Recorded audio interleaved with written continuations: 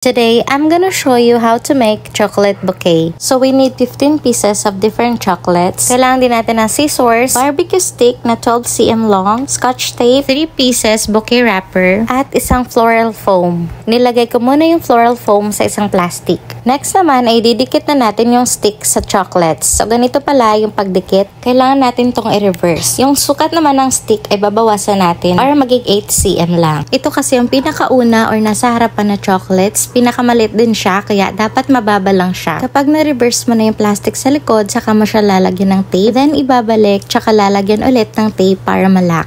Sa ganitong paraan ng pagdidikit, mas mahigpit siya kaya matibay siya, hindi siya madaling maalog or matanggal. Next naman yung pangalawang layer nating chocolates. Ito din yung medium size at ang haba naman ng stick ay 10 cm, so babawasan natin yung 12 cm kanina. Kailan kasi na mas matangkad siya ng konti sa unang chocolates natin. Same process pa rin ng pagdidikit ng stick sa likod. Kailangan baliktarin mo na yung plastic at lagyan ng tape bago ibalik. Then lalagyan ulit ng tape para mas matibay. I-make sure lang din natin na maayos yung pagkakalagay ng mga tape para matibay talaga siya at hindi siya naaalog. Next naman na itong panghuling chocolates na lalagay natin. So hindi na natin babawasan yung stick kasi yun na yung tamang haba niya. Same process pa din ng pagdidikit sa lahat ng chocolates kaya kailangan natin gawin lahat bago natin buuhin para mas mabilis na lang mamaya. Dahil 3 layers to ng chocolate bouquet, kaya 3 variants din yung chocolates natin. At bawat variant ay merong 5 pieces, kaya total of 15 pieces. Ayan, kompleto na lahat. Meron ng stick at pwede na nating itusok sa floral foam. Kung walang available na floral foam, yung iba pwedeng gumamit ng styrofoam. Pero sa akin naman, dito ako mas sanay sa floral foam. Ganito naman yung paraan ko ng pag-arrange ng chocolates. Inuuna ko yung pinakamahaba para mas nakikita ko yung gap ng sticks at saka ng chocolates. Ayusin din muna para maging maganda tingnan at pwedeng i-move yung stick kapag hindi pantay yung pagkakatusok. Next naman ay itong gitnang chocolates. Ito yung may 10 cm na haba ng stick. Dahan-dahan lang sa paglalagay para maayos agad or pantay agad sila kasi kapag hindi mo naayos yung pagtusok, kapag lagi mo siyang nililipat, nasisira yung floral foam. Last naman ay itong hello, yung pinakamalit na chocolates at ito yung may haba na 8 cm na stick. Itatansya lang din na dapat merong 2 cm na gap yung height ng bawat chocolates para kita pa din yung ibang variant. Ayan, parang ganyan yung magiging outcome niya. Ready ng ating chocolates kaya wrapping time na. So kukuha muna tayo ng isang bouquet wrapper at ifo-fold ng paganyan. Kailangan mag-iwan ng konting window sa gitna or slit para magkaroon ng tone yung wrapper natin. Gagamitan din natin ng scotch tape para mag-hold. Iwasan din palang i-press yung bawat gilid kasi yan yung style niya, parang pa-curve. Sa bandang ibabaw pero sa bandang baba pwede mo nang i-press para hindi ka mahirapan mag-scotch tape mamaya. So ayan na siya, lalagay na natin siya sa gitna at dahan-dahan lang yung paghatak sa gilid para hindi mag-crumple yung wrapper natin bago lagyan ng scotch tape. Pwede rin palang gumamit ng twist wire, yung iba yun yung ginagamit nila kapag nag-wrap ng bouquet.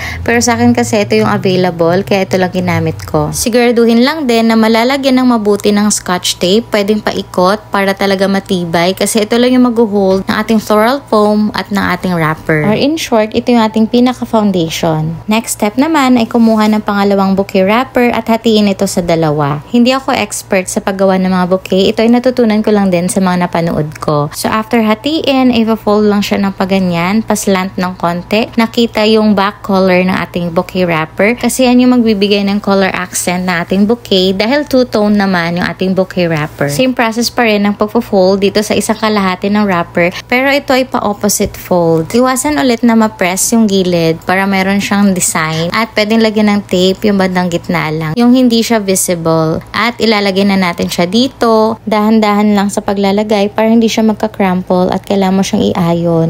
At isa-secure lang din ulit ng scotch tape. Yung iba gumagamit ng ibang kulay ng wrapper ay pwede yon. Depende rin sa okasyon or depende sa pagbibigyan mo, like kung ano yung favorite color niya, ganyan. And we're halfway na. For our third and last wrapper ay hatiin siya sa 4. Yung natutunan kong ganitong paraan ng pag-wrap ay tipid talaga siya sa wrapper kasi 3 lang yung magagamit mo. Kaya sinishare ko rin sa inyo. Sharing is caring, char. Pero maraming paraan ng pag-wrap. Depende yun sa'yo kung saan ka mas convenient o yung style mo talaga. Kapag okay na pala yung hati sa 4, ay i-fold mo yung isa ng paganyan, patalikod. Lalagyan ng tape sa gitna at i-reverse naman bago mo siya ika-crumple sa gitna. Ito lang yung part na medyo mahirap, lalo na kapag medyo matigas yung wrapper. Pero kapag sanay ka na, carry mo na yan.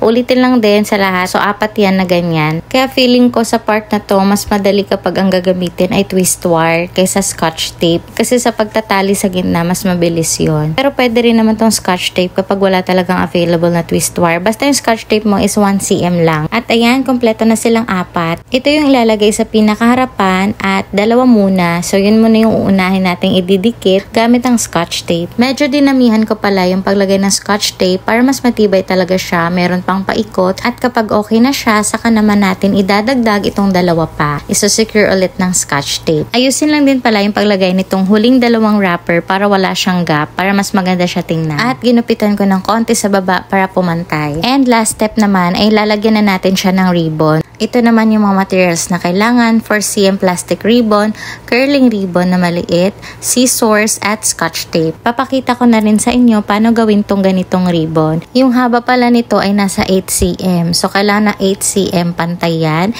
Tapos, iro-roll lang siya ng iro-roll ng ilang beses hanggang sa umabot ng 5. Habang niro-roll pala yan, kailangan mo ring hawakan ng mahigpit sa gitna para hindi sila maghihiwalay. Sana all hindi maghihiwalay. At para sure na 5 na yung na-roll ko, binibilang ko talaga siya. Para pag kulang, iro-roll mo pa siya ulit. Kapag okay na, gupitin na natin. Minsan pwede rin siyang hanggang 10. Kaso magastos na yun sa ribbon. So, yan na pala yung next. Ipo-fold natin siya sa gitna. Kailangan pantay din yung pagkaka-fold at ipipress para may tibay siya sa paggupit. Medyo matigas pala siya gupitin kaya dahan-dahan lang. Papunta pala sa gitna yung direction ng paggupit na pa-V siya pero hindi siya pwedeng idiretso. Kailangan may maiwan na konti sa gitna kasi mapuputol silang lahat kaya ganyan lang dapat. May maiiwan talaga sa gitna at yun yung itatali natin. Konting curling ribbon lang ang gagamitin sa pagtali naman nito. Kailangan din pala matali ito ng mabuti kaya higpitan yung pagkakatali nito para mamaya hindi siya madaling mag-loose kapag ihihiwalay na sila. Hindi ko alam kung ano talagang tawag sa ganitong style na ribbon pero for me, sa mga bouquet, mas attractive to tingnan or ako lang ba? Hindi ko sure. Mas na-attract ako tingnan kapag ganito yung ribbon sa bouquet. Meron namang iba na yung simple na ribbon lang. Depende pa rin yun sa'yo kung anong gusto mo, anong gusto mong design or anong gusto mong magiging outcome ng yung bouquet. After naman maayos yung ribbon, ay ilalagay na natin siya sa bouquet. Kumuha lang din ulit ako ng konting ribbon, pang tali muna, saka natin i-attach itong nagawa nating ribbon. Dinaan ko lang din sa pinakagitna at doon ako nagtali. Kailangan lang din higpitan yung pagkakatali nito kasi mas madaling mag-loose ang plastic ribbon compared sa satin ribbon. At ayan na ang ating finished product. Isa lang yung pinakita kong tutorial pero marami na rin pala akong nagawa. Nasa 6 pieces pala to na iba't ibang kulay pero same chocolates lang sila. Perfect tong ibigay for your special someone in any occasion at pwede rin to pang business. And if you want more DIY tips or tutorials, follow for more. That's it for our chocolate bouquet tutorial today. Thanks for watching. Bye!